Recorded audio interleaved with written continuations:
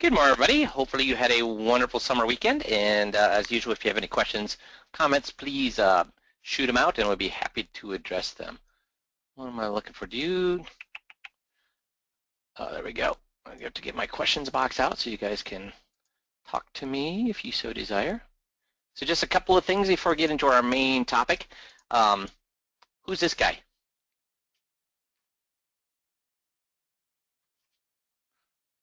Buffett. So everybody's getting him. Super. So his will was just released. I don't know why he released his will, but his will was just released, and he said that if Colonel Sanders, good one, Todd. So, no, it'd actually be Warren Buffett. So his will was just released. So again, I don't know. He does a lot of things publicly because he has an opinion on a lot of different things. But his will was just released. And who do you think? If he dies, what do you think he told the executor of the will to do with his money for his wife? What do you think he told his wife to, or the executor of his will to invest in for his wife?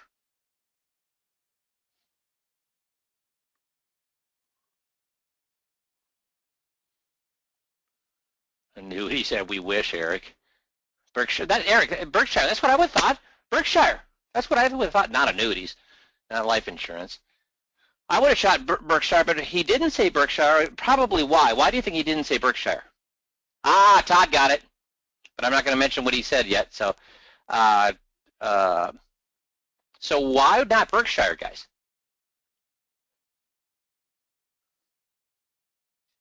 Well, remember he's dead. Yeah, he won't be there, right, Bert? He'll be dead. And how old is Munger?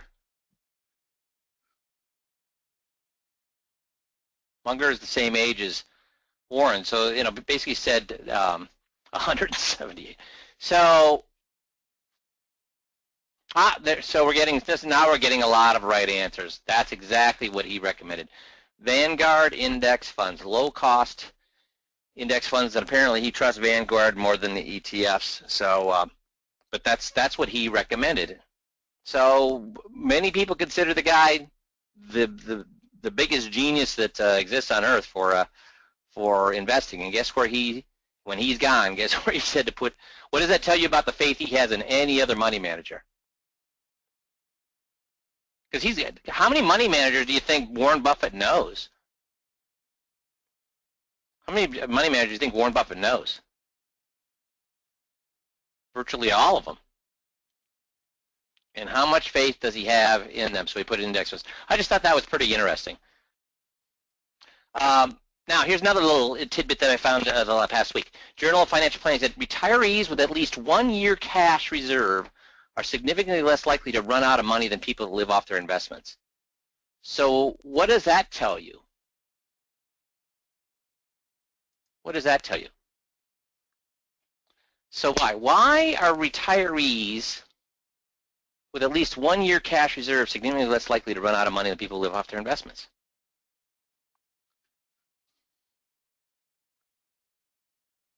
They don't have to take distributions when the market's down, because if they have to take distributions when the market's down, a couple of things happen. One is we know that timing of when you pull those money out. If the market's down, that's going to be a lot. Also, yeah, Michael, you got it. They won't panic. That's the biggest thing. They won't panic, because when they're pulling out money when the market's down and they see their account just caving, which is what happens, what are they going to do with all their money at that point?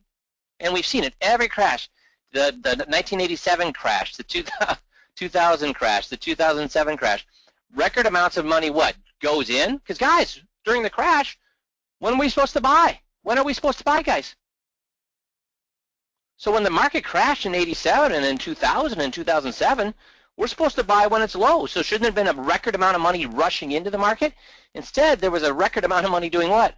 87 set a record, then 2000 set a record, and then 2007 set a record, 2008 set a record for people moving money out. So much for the whole thing that I'm different. I'm going to invest money.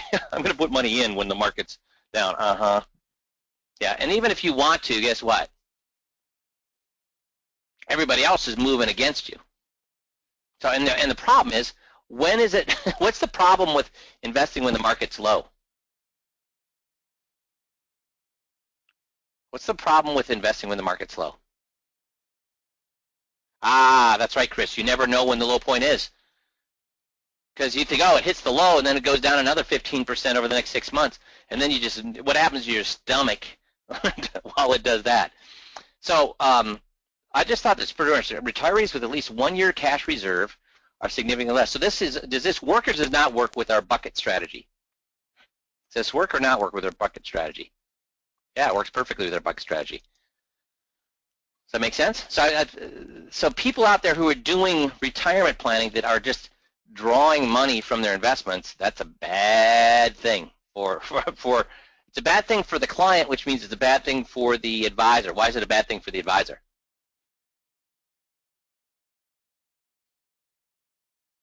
Why is it a bad thing for the advisor? We understand it's a bad thing for because there's research now that shows it's a bad thing for why is it a bad thing for the advisor? Ah, clients panic and run, Kevin. You got it. Who will they blame, Tony? You got it. So this is safer for the retiree, thus it is safer for the advisor. Okay, so let's get into a real topic today, which is the client psychology. So there's a study that was done finding out what makes people most attractive during a date. Now, we use marriage and dating as an analogy for advisors. And why do we do that? Why do we use dating and marriage as an analogy for our relationships with our advisors and our prospects? They're both based on emotion. Exactly, Victoria. They're emotional. They're based. That's right, Trevor. They're love and like. They're based on relationships and whether they like us or not. So here, they did a study on dating, and guess what they found? When people first go out on a date, what do you think in the first couple of minutes the man and the woman both what do you think they're whether the things are going well or not? What do you think that's based on in the first minute or two? Yeah, what kind of attraction? There's all sorts of attraction. What are they based? Trevor's got it. Sexual attraction. Basically, it's looks. So in the first minute, attractiveness, whether they are physical attraction, right? So are they good looking? But here's what they found every minute after that first couple of minutes. Guess what happened after that? Then what do you think changed? So Wayne, you're closer. Your answer is closer after that first minute or so.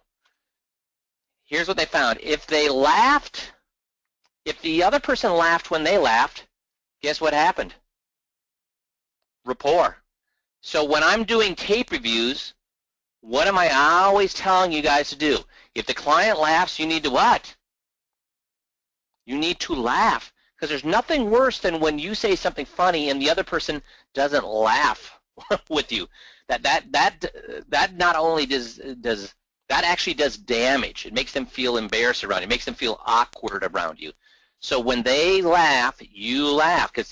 So I've been telling you that forever, and here's the research that backs that up. Second thing is, hey, isn't this interesting?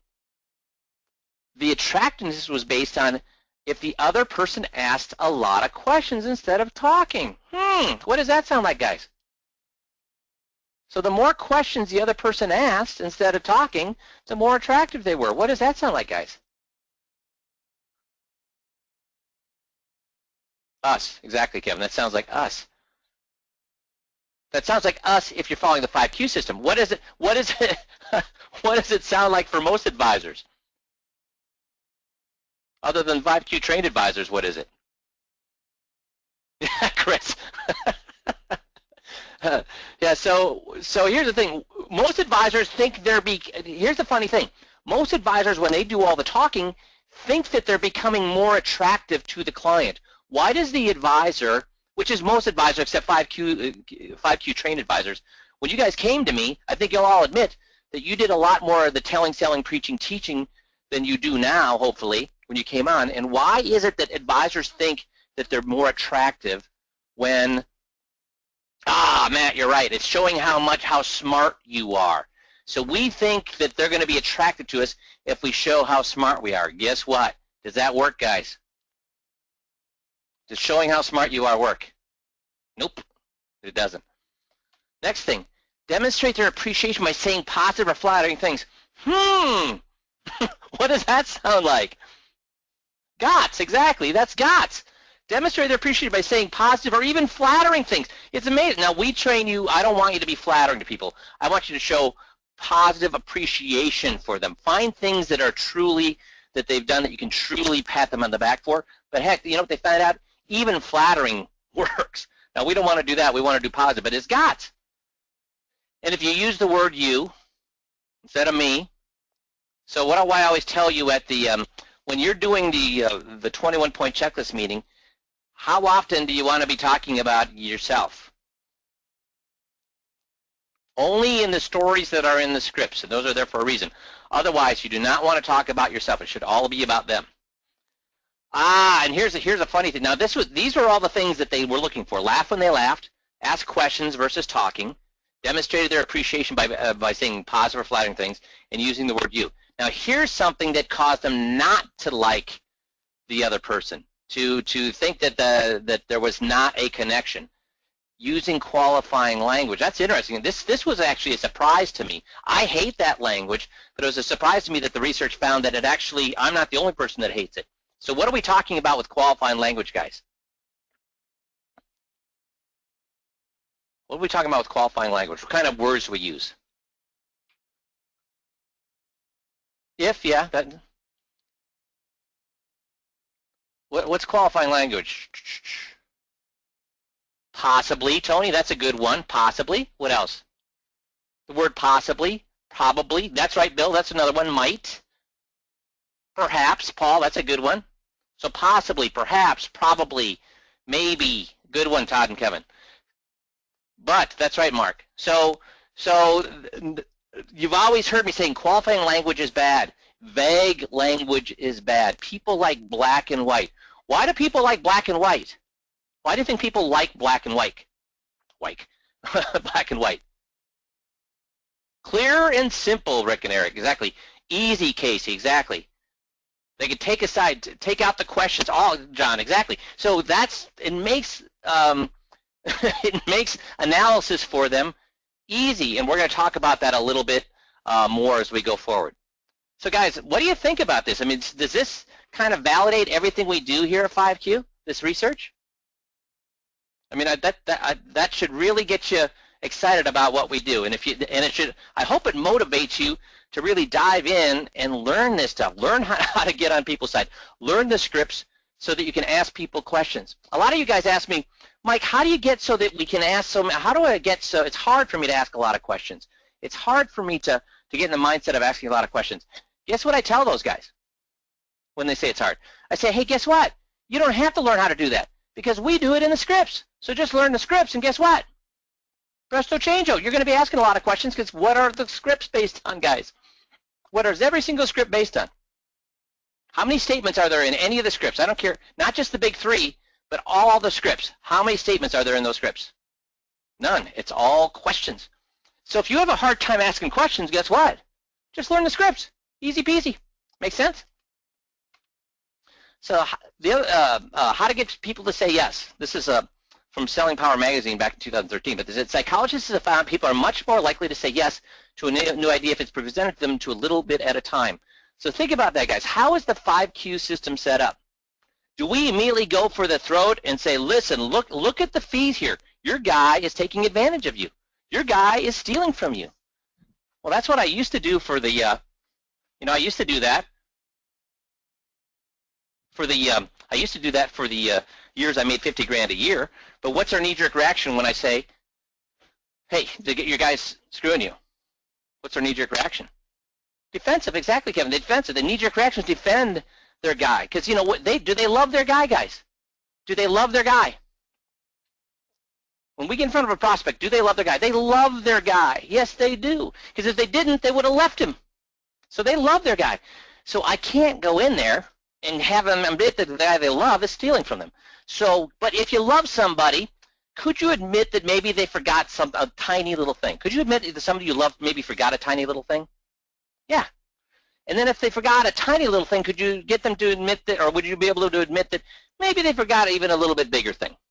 And then a little bit bigger thing, and then a little bit bigger thing. And if they ended up forgetting big things, could you admit that maybe they made a tiny mistake? And then could you admit maybe they made a little bit bigger mistake? And then maybe a bigger mistake, and then a bigger. And then if you got them to admit they made a big mistake, could you get them to admit that maybe they did something in their best, a tiny little thing in their best interest? And then a bigger thing in their best interest, and then a bigger thing in their best interest, and a bigger thing in their best interest. So guys, how is the 5Q system set up? To get people to say what? Yes, a big shot at a time, or a little bit at a time? Breadcrumb process, right, Casey? Little tiny pieces of bread until they get to the point where, you know what? The evidence is there. My guy is a lying, cheating thief. And do we say a single bad word about their guy? Do we ever say a single bad word about the guy? See, if we say a bad word about their guy, what do? They're going to defend. We can't defend. They have to. So psychologists have found people are much more likely to say yes to a new idea. And what's the new idea we're getting them to say yes to, guys? With the 21-point checklist meeting, the disclosure meeting, what's the new idea we're getting them to say yes to? Motive, Todd. Yeah, exactly. Their guy is a crook, Tony. Exactly. So we're getting them to say yes, not to the fact that their investments are bad, not yes to the fact that they need these 21 things that we're showing them. The idea we're getting them to say yes to is that when they woke up in the morning, they loved their guy. So the idea they're saying yes to is, I no longer like my guy. I no longer trust my guy. He has character flaws. It's not a discovery of facts, Eric. It's not. They do not. If all it was a discovery of facts, what would we get with that? If all it was, the 20-point checklist was a discovery of facts, what will we get with that? 0, exactly. So it's a change in the new idea is, boy, when I woke up, I love my guy. The change of the idea is, I don't love my guy anymore. In fact, I don't trust my guy. I wouldn't give him a dime. I would not even want to see him if I was driving through the Sahara Desert and he was on the side of the road. I would not stop to pick him up. I would swerve around him and go on my way. That's the kind of attitude we want them to have. So here's an example of how the little works. The author of that study, the study about the saying yes a little at a time, works, but asking for a big question or a big ask is not going to work. They're likely to reject it. The author's niece asked for $1 10 times over a 4-day weekend, and guess what he gave her? He gave her a buck at a time. Hey, can I get a buck to get this and a buck to get that and a buck to get that? He kept giving her $1. So over the 10-year period, the 4-day period, he ended up giving her $10. But if she said right up front, hey, Uncle, whatever your name is, Uncle Bob, can you give me $10? What would you have said to that? Nothing. You know, and there's the research on this is overwhelming. And another example of this is the Girl Scout cookie test that was done, and this was done several different times. Where if you know how the Girl Scouts will put up their stand in front of a store, and as you're coming in, if they ask you, hey, would you buy a big box, not a little box, would you buy a big box with 15 boxes of Girl Scouts cookies in it, and it costs you $30? Here's what people say to that: who wants a big box of 15 boxes of Girl Scout cookies? Well, I do, but I wouldn't buy them. So most people won't buy them. But then guess what the follow-up question is? What's the follow-up question is? Well, would you buy one box? And what do people say to that? Overwhelmingly, what do people say to that? They'll buy one. And how does that compare to if they just say, hey, would you like to buy a box, just a single box of Girl Scout cookies? Do you think it's better to ask if they want a big, like, I don't know what you call it, let's call it a crate of 15 boxes, and then when they say no, to get them to buy one? Or do you think that they buy more if they just say, their first question is, would you like to buy a single box of Girl Scout cookies? It's always going to be more when you ask for the big, to take a step, so you're just getting in a little bit at a time. So, you know, we covered this, I think, last Monday, the one-way presentation. So do we use the little asks, the little yeses, the chip away, the little bit at a time? Do we use that with the one-way presentation? I mean, that's why it takes an hour. And Tony says yes. So thank you, Tony, for that answer. So since nobody else answered yes. So please, thank you, Rick. So if you look at that, really, how long would it actually take to present that product? If you just told them about it, if you told, sold, preached, and taught, how long would it take you to actually present that product? I could actually do it in probably, Trevor says 15, 10 minutes, yeah, I would say 5 minutes, really. If you did it thoroughly, Trevor, I would agree 15 minutes if you did it thoroughly. Why do I take an hour then to present the one way? Why do I do it that way?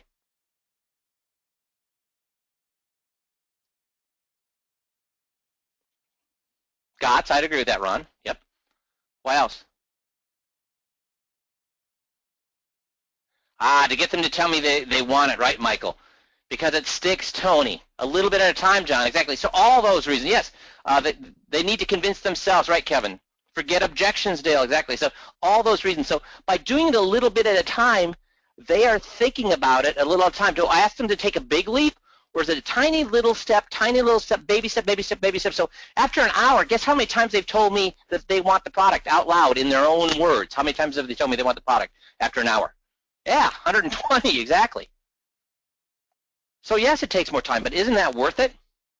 So there's 100 plus questions asked during the one-way presentation, and so many advisors roll their eyes and say, "Why do you have us do that?" And man, that's so many questions. Dude, what would I tell a guy that was, "Oh man, there's so many questions"? What would I tell that guy? Inch by inch, Kevin, exactly. Because that one-way presentation has been used, I don't know how many times in the last 3.5, 4 years, and guess how many people have said no to it? Everybody wants that product after you get done with the one-way presentation. And I know I've never heard a single person present this that has had the script. And even a lot of guys have screwed up the script. And I've never heard a single person present the one-way that the client hasn't said they've wanted that product. And I've talked to Jerry, and he's validated with JV that they've never heard of anybody presenting that presentation that the people haven't wanted that product. So why not just spend an extra time? And the great thing is once you sell it, guess what?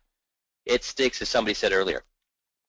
So who is this guy? Daniel Kahneman. He's the winner of the Nobel Prize in Economics. He's actually a psychologist. So he's the person who developed behavioral economics, or the fact that he discovered that people actually think backwards when it comes to money.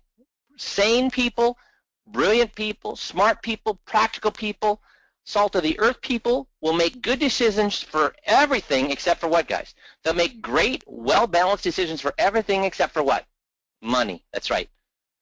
So it's odd. Everybody makes great decisions, but when it comes to money, very few people make good decisions. See, we think people are what? What do we think people are? What do we think people are?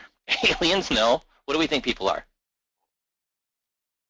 Smart? Logical, Tony.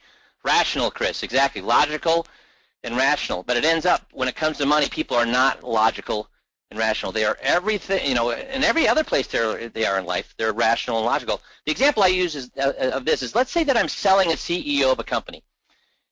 Now, a CEO of a company, are they logical and rational when they're making a decision, a CEO? Because whose money is the CEO looking at? Yeah, that's right, Michael. They're very logical. They're very rational. See, because they're making a business decision, so they're going to make a decision based on the numbers. So let's say I present something to him. He says, the numbers work. It's fantastic. Let's do it. In fact, you've done such a good job, Mike. I want you to be my own advisor. And then I go home and sit down with him and his wife. What happens then to logic and rational behavior? When I go home, it's out the window, Kevin, right? That's right, Michael. It's out the window. Bye-bye, right, Casey? So the fact is that when it comes to their own money, making rational decisions about other people's money, that's easy. Making rational decisions about your own money, that rationality goes right out the window. Here's a great example of that. is when they sell ice cream, do they say it's 90% fat-free, or do they say it's 10% fat?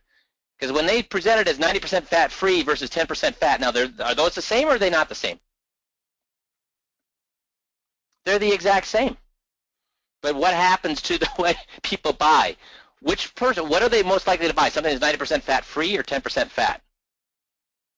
What are people more, the fat-free, overwhelmingly. Almost 90%, I think you said it, let's see, Kevin and Bert both said 90% of people, and Paul did too. It's going to be 90% of the time they're going to choose the fat-free, which is ridiculous. It's the same thing. See, framing is everything. Framing is everything, and that's why I talk the way I do. That's why the scripts are set up. Remember, we've talked about the scripts and framing.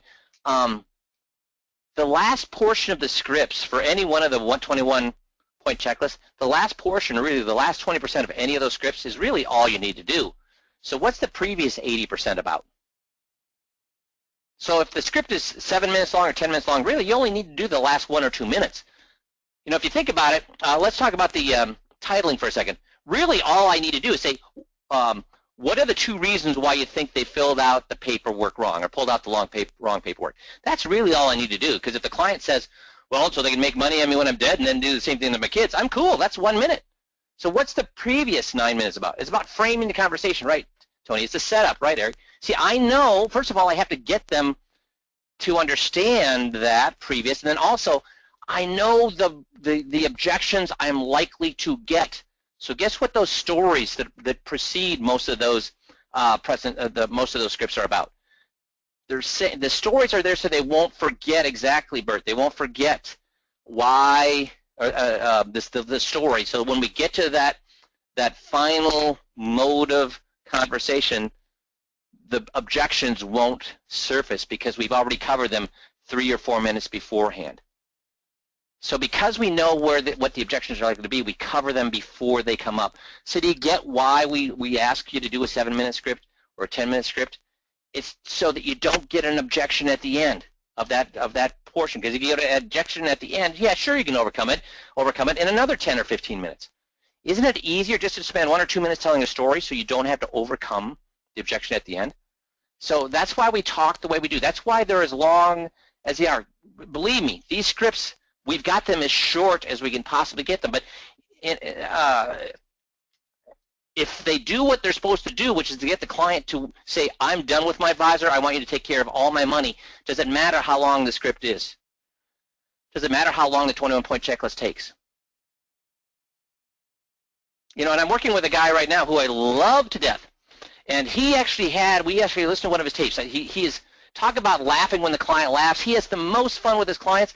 And I've listened to him do a 3-hour meeting, and it was just killer. In fact, I used it to show you guys because he was so wonderful. And this 70-year-old lady, how did she sound at the end of the 3-hour meeting? The 70-year-old lady, how did she sound? She was fine. She was actually energized. Why? Because this is the first time in her life, and it was actually a husband and wife, they were energized. They were invigorated because the first time in their life that, first of all, they understood what was going on because he didn't tell them. He let them decide. And then they were also being patted on the back continually. And I don't know if you remember saying that this lady said, oh, do I get a gold star for that answer? I mean, she was that, and she started out as a battle axe, and within an hour, she was like eating out of his hand. So it was a wonder, and this was because he was framing everything, having a good time, letting them make their own decisions. But here's the other thing that happened. Because they said, well, 3 hours is too long, so the next time he did it for an hour and a half, and guess what he did? To shave off from 3 hours to a half hours, guess what he did? What do you think he did? Yeah, he actually told, sold, preached, and teached, and then guess what happened to that particular meeting? Guess what happened to that meeting? Lost it. Zippo. So when we reviewed it, and again, I love this guy because he reviews tapes. He's improving all the time. He said, oh, my gosh, that's horrible. So he did the next one, and guess what? He's back to 3 hours, and guess how well that meeting went? It's funny because it was actually over noon, and it's now like 12:30, 1 o'clock, and they mentioned they actually had to take a bathroom break. The meeting was so long, and then he said, "Do you want to take a break?" And they mentioned the fact that they're even skipping lunch. He goes, "Oh, we can break for lunch." And what they say, you think? "Oh, we can break for lunch." No, you want to take a break? What they say? No, they were all happy as could be just to keep going, and the meeting went fantastic. So I would much rather a meeting go 3 hours where they move all our money to us than to go an hour and a half where they don't. Does that make sense to you guys? And the reason it takes that long frame, now there's some things that he's going to do to shorten that, where our goal is not to go 3 hours. But if I've got to choose between 1.5 done wrong or 3 hours done right, I'll take the 3 hours done right all day long. Now we're going to work at getting that down to 2 hours, and with this gentleman's personality, because he's so bubbly, because he's so nice, because I don't want to squash that. We'll probably never get him down to an hour and a half, but we can get him down to 2 hours. But 2 hours to get people to move all their money, that's a good deal as far as I'm concerned. How about you guys? What do you think? If they're going to move all their money to you. Yep, I agree. So investors have odd biases. They have inertia. What's inertia? What's the bias of inertia? This is the one we really fight. This is our biggest enemy. The other advisor is not the enemy. This is our enemy, which is they don't like. Does anybody like change? Nobody likes change. So this is the hardest thing So how do we deal with inertia? See, because here's a big thing. If the way I used to do business, used to show people, hey, you could do better with me. You could do better with me. You could do better with me. Hey, you'd be making less. You'd be paying less taxes with me. Hey, you'd be getting a little bit better return with me. Hey, a little bit more safety. And what they all do? Stayed where they're at. It's just easier to keep doing what you're doing. So inertia is the hardest thing. So how do we deal with inertia? There's one thing that gets people off the couch. If I want to get somebody off the couch, how can I get them off the couch? Saying, hey, we got some food here. Hey, you know what? There's a good look out the window. There's a cool-looking bird out here, or whatever. What gets them? What's guaranteed to get them off the couch? I can get anybody off the couch. I'll light the couch on fire. If I light the couch on fire, how many people are getting off the couch? So isn't that what we do with the 21-point checklist? They're perfectly happy with it. Yeah, so what? They can make more money. So what? They can get a higher return with less risk. So what? They can pay less taxes. So what? And why did they say so what? Because they're living the life now. Are they buying the cars they want? Are they going on vacation we want? Are they doing what? Yeah, they're doing everything they want right now. At least the people we want as clients. So they're thinking, yeah, maybe you can do a bit better, but you know what? I'm doing okay right now. But you know what? Everybody will move for is if they think they're being disrespected. If they think the guy is taking advantage of them on purposely, if they think the guy's laughing behind his back about all the things he's doing to them, how many people will stay with that guy? What happens to inertia? Bye-bye. Goes away. Procrastination. Hey, I'm gonna deal with this once I get back from vacation. Hey, I'm gonna deal with this once. Hey, that's a good idea. Those are good things. When I get back from vacation, I'm gonna deal with it. How do we deal with procrastination, guys? I'm gonna get off the couch here at the next commercial. How do I get him off the couch before the next commercial? How do I get him off the couch before the next commercial? Light the couch on fire. Exactly. So how do I prevent procrastination with the 21-point checklist? Again, if I'm being disrespected, if I feel the guy's taking advantage of me on purpose, if I feel the guy's stealing from me and lying to me, will I deal with it when I get back from vacation, guys? No, I'm going to deal with it when? Now. Anchoring. Anchoring is where they tie something. You know, when my account gets to $1 million, that's when I'm going to move it. Or when my account gets back to where I started, that's when I'm going to move it. I mean, anchoring, again, we deal with it the same way. Framing, they have the same type of framing as we do, so who's better do the framing? Allow them to do the framing, or we better do the framing? We better do the framing. Heuristics, taking shortcuts. Default choices. The endorsement effect. Hey, Dave Ramsey says, and we're going to talk about this in a couple of weeks, the Dave Ramsey effect, and really it's the guru effect. So he said it's right. So how do we deal with the endorsement effect? Do we tell them that it's the right thing to do? Do we tell them our suggestions are the right thing and the guru's suggestions are the wrong thing? Yeah, we get on their side first of all, then we what? We have them tell us that the guru is completely psychotic in his recommendations. I love this, the ultimatum game. If I was given, and this is in the West, this is how it works in North America, and this is how it works in Europe. It's not how it works in Africa or South America, but we don't have a lot of clients that we're dealing with in South America or Africa, so we'll talk about how it works here in North America. If I give the first player $100, and then he is allowed to give the second player, he gives the second player whatever they want to. So I have $100, and let's say Jeff is the second player. So I can give Jeff whatever I want to. So I could give him $1, I could give him $50, I can give him all $100, I can give him $75, I can give him whatever I want. But here's the catch. The second player can accept or reject the offer. And if the second player rejects the offer, guess what happens to the $100? Guess what happens to the $100?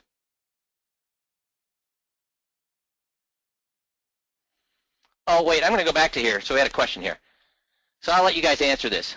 So I had a question here from a guy who says, does the 5Q system handle all of these biases? I'll let you guys answer. The guys that have been on the system for a while, does it handle all these biases? Got one yes, yes, yes. Okay, we're up to about 10 yeses. So yeah, everybody's been doing it for a while. Yes, John, it does handle all these biases. Just follow what we're doing, and people, guys, if you, because it sets the couch for Rick, Tony. So, here, what do you think happens to this $100 if the second player rejects, if Jeff rejects my offer? Yeah, do I just lose it, or we both lose it? We both lose it. So, what do you think they found in North America? Here's what they found. Oh, I'm sorry. If the second player rejects it, they both lose the money. So in the U.S., we almost always offer a 50-50 split. We almost always offer 50-50 because here's what they found. If the first player tries to stiff the second player and the second player rejects the offer, to punish the first player. So if I said, well, here, Jeff, I'll give you 25, but I'll keep 75, guess what? In North America, guess what Jeff's likely to say? If I was going to give him 25 and keep 75, guess what? What Jeff is likely to say in North America, very likely to say in North America. Screw you. So then that means Jeff's out how much? Jeff's out how much? He won't get the 25. Does that make any sense whatsoever, guys? But that's the way we think. That's not a very good economic decision on Jeff's part, is it? Now here's the funny thing. In South America and in Africa, if I offered them $1, guess what they would do? If I had 100 and I offered them $1, guess what people in South America and in Africa are likely to do? Yeah, take it. Why, Victoria? Take it happily. Why? Because they look at it as what? Free money. You know what? A minute ago they didn't have $1. Now they have $1. So they're looking at, hey, great. I don't care if you have 99. I got $1. That's better than I had a minute ago. So it's amazing. In the U.S., if we don't get an even split, so what does that say about our mentality about fees being fair? What does it say about our feeling about fees had better be fair? Okay, so do we use that in the 5Q system? Because we don't deny that what we do has fees. Do we deny that the one-way has fees? No, we're right in their face about the fees. We show them the fees. All we say is which of the fees are more fair, a money manager at 1% or the one-way? And what does everybody say when they look at the money manager at 1% versus the one-way? What does every client say? They say the one-way is way more fair. Not a little fair, way more fair. And when we're doing the 21-point checklist, when we do the fee portion, what do we have them find out? Do we say that paying a fund manager is wrong? No, we say paying a fund manager is just fine if they're getting what? A fair shake. So in poorer countries, they'll take the money whatever they can get. So here's another example of this. When it comes to losing money versus making money, how much more are people afraid of losing money than they are enticed by making money? What's the ratio, do you think? Afraid of, much more afraid of losing, right, Tony? It's 2 to 1. 2 to 1. Ah, Bert, you're getting close. Now, but when you're retired, guess what happens to that? That 2 to 1 ratio. What do you think happens to the 2 to 1 ratio when you're retired? Yeah, 5 to 1. Close, John. Close. 5 to 1. 5 to 1. So here's what they've said. If I flip a coin, and this is how they test this. They've tested it over and over and over. I mean, they've tested this hundreds of thousands of times. They say basically, here's the thing. I'm going to flip a coin. And we're going to see who can win $100. So here's the way it's going to work. So with retirees, greater than 50%, much greater than 50% retired refuse to gamble with it. If I say, listen, if I flip a coin and it comes up heads, and you call it, sorry, if I flip a coin and you call it, so let's say you call heads, it comes up heads, you win $100. If it comes up tails, you owe me $10. Now, economically, how many of us would take that bet? I mean, just based on math, it's 50-50, it's a 10 to 1. We'll take that all day long. And it seems like we would do that. But when push comes to shove, when I ask you to actually take 10, but actual real money's on the barrel head, especially when you're retired, guess what happens? It's like 80% of retirees will not take that bet. Why? I mean, economically, that's a no-brainer. You shouldn't even think more than a half a second about this. They don't want to lose anything. The chance of losing $10 is more important or less important than the chance of winning 100. They don't, because that's right, Bert. They don't need more money. You know what they don't want, though? They don't need more money. They just don't want to lose what they already have. Do you get that, guys? And yet, what are most advisors constantly pushing in retired advisors' faces? Returns, returns, returns. Higher returns, higher returns, higher returns. That's not what they, sure, we'd all take higher returns, but when weighed against the other side, guess what? Nobody wants that. And more, I'm having more and more advisors tell me that their clients are moving now in droves. They are skittish about the market. So they've had a good run, and guess what they're all saying? Get me out. Get me to the sidelines. And that's a good thing at this point. So what should our presentation be biased on or emphasize? What should our guarantees, right, Jeannie? Or guarantees of what? Safe. That's right, Rick. Safe. Keeping the money. So why do I take so long before I actually reveal the product? Why do you think I take so long before I reveal the product? Because when they first start looking at the product, some people think about safety, but what are a lot of people thinking about? What do a lot of people prevent bias, Rick? You got it. That's why it takes me so long before I reveal the product, to prevent bias, to remove bias, exactly. So when most people come, what do they think they want? Now, some people want safety, but what do most people think they want? Growth, exactly. They think they want more money. They think they want growth. They think they want returns. So I have to slowly, because if I go too rapidly, remember, little yeses. If I go too fast, they're going to knee-jerk reaction to this. I'm going to go slowly for them to have a realization that what?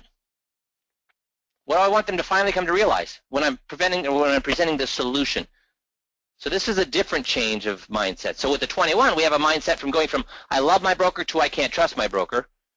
Now in the solutions meeting, I'm going from I love returns to what? I want to keep what I have. And it takes, again, an hour. So why do I make them tell me why the product works for them? Over and over and over. Why do I keep getting them to tell me they want it over and over and over? So they buy in. So they think about it out loud. Nobody ever tells me I need to think about it. Why does nobody ever, at the end of my 1-hour presentation for a solution, why does nobody ever tell me they need to think about it? Why does nobody ever tell me at the end of a 21 they need to think about it? They already did, Bert. What do you mean they already did? You're right. What do you mean? Yeah, that's right, Chris. They just spent a whole hour thinking about it out loud. Like we said with the one-way presentation, they thought about it with 100 different times because there's over 100 questions. So they actually thought about it 100 times in that hour. The 21-point checklist, they probably thought about it 250 times. They're thinking about it out loud, so they don't need to think about it at home. And what I constantly use is this. We are wired for side-by-side comparison. See, if you go to an optician, he doesn't hand you one pair of glasses and say, hey, does this work okay for you? He also doesn't say, there's 50 glasses out there, find which one works best for you. Here's 50 choices, find one which one works best for you. What do they do to help me find the prescription that works? How many things do they have me compare at any one time? Click, click, right, Kevin, click, click. First or second, which is better, the second. Click, click, first or second, second. Click, click, first or second, first. Click, click, first or second. Over and over and over, side-by-side comparison. And look at everything we do at the 21. Look at everything we do with the solution meetings, and what am I constantly doing? Having them just say, hey, here's a pair of glasses. You think this is good? Hey, you think this product is good? Hey, no, it's always, with the product solution, aren't I always comparing it to what they currently have? Compare what they currently have? That's what we're constantly doing, comparing side by side. Also, do we ever talk about jargon? Do I ever use jargon, guys? No. I'm always telling what? What am I always telling? Stories, stories, stories, and here's why. Which one of these is most effective to instill fear into somebody? Which one, left or right side? Which one is more effective in instilling fear? Left. By a little or a lot? A lot. Which one is better at instilling greed, the knowledge of what greed is? Left or right? The picture. Which one is more effective about talking about keeping a family safe? The picture. Pain versus losing money. The picture versus the phrase. See, my presentations always use visual stories. Now, not visual that we're painting a picture, though we do some diagrams and things like that. But the stories are always, and why do we use stories? They're more effective. We use comparisons because they're more effective. We use graphics because they're more effective. Now, in graphics, do I mean graphics based on lots of numbers and mountain charts and all those kind of things? No, they draw them, right? They draw them. And we do baby steps. And we use questions. Why are we doing questions? Yeah, Technicolor, right, John? Why do we use questions? The brain remembers pictures, right, Jeannie? So with questions, the brain is remembering the pictures that they're cogitating in their brain to answer those questions. So instead of hypotheticals, do we ever use hypotheticals, guys? Do you ever hear me once talk about hypotheticals? Do you ever hear me once talk about having a spreadsheet and numbers, facts and figures, math, proof? Do I ever try to prove to somebody with numbers and facts and math that this is the best thing for them to do? And yet, what does every other advisor try to do, guys? What does every non-5Q advisor try to do?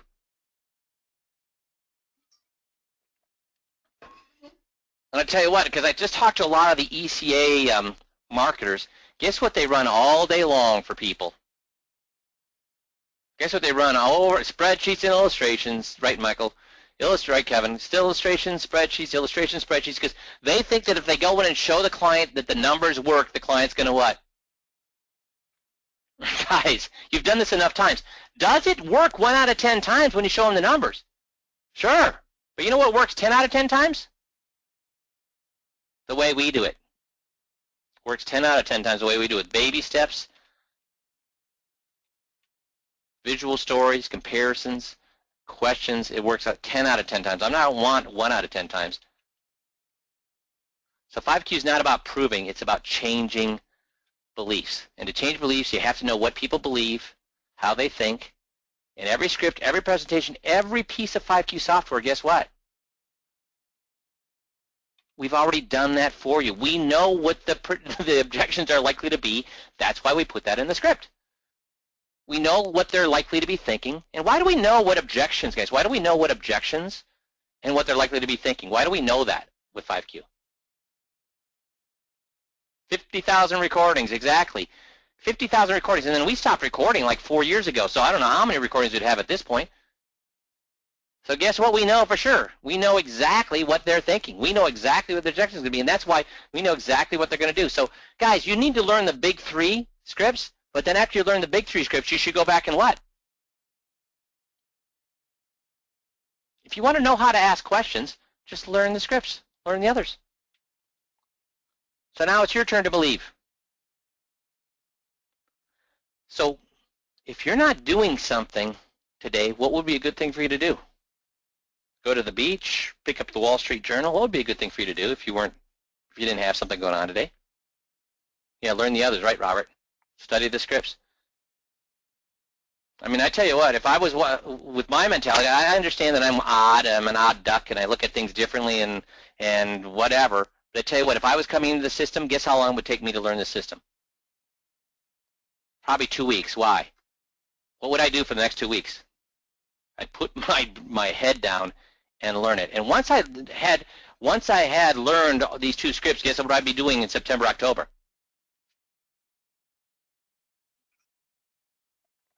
Guess what I'd be not practicing. What would I be doing in September? Writing the business, right, Robert? I'd be doing workshop after workshop after workshop. I'd pack my September, October. If I didn't know the 21-point checklist, well, then guess what? I'd probably be a little bit skittish of doing anything in September, October, because I wouldn't be convinced I was going to close those people. But if I'm convinced I'm going to close those people, man, I'm doing marketing through the nose. Make sense? So guys, you got a month. You got August. How many of you, how many of you? So we've got probably like 250 people on the system, but 150 we're actually mentoring one-on-one. So 150 we're mentoring one-on-one. Of those 150, and again, we're mentoring those people one-on-one because we believe in them. So if we believe in those 150, how many of them do you think could actually learn the 21 scripts they want to in that month? Yeah, 150, I would agree. Please, so guys, I hate to be the whiny mom who says, practice your flute. Practice your flute. You got piano lessons. You need to practice for a half an hour a day. But I'm going to be a little bit of a dragon mom, or what do they call it? Not a dragon mom. What do they call that? Tiger mom. I'm going to be a little bit of a tiger mom with you. And guys, please just learn this stuff. If you can just learn this stuff, you will be, it's an ATM machine. Yeah, a helicopter mom, exactly. It's an ATM machine. So thanks, guys. I really appreciate all you. I know it's a summer. I know you got a lot of things to do. So that's my little commercial for God. Everything has been done for you. Everything has been done for you. You learn the scripts. We overcome all the biases. We've got science behind us on how people make decisions, and we got 50,000 recorded meetings that this stuff works. So it's in your hands, guys. So please, in August, look at your calendar and book it in there to really just lock this stuff down, okay? Hope you all have a great week, and we'll talk to you on Friday. Thanks, everybody.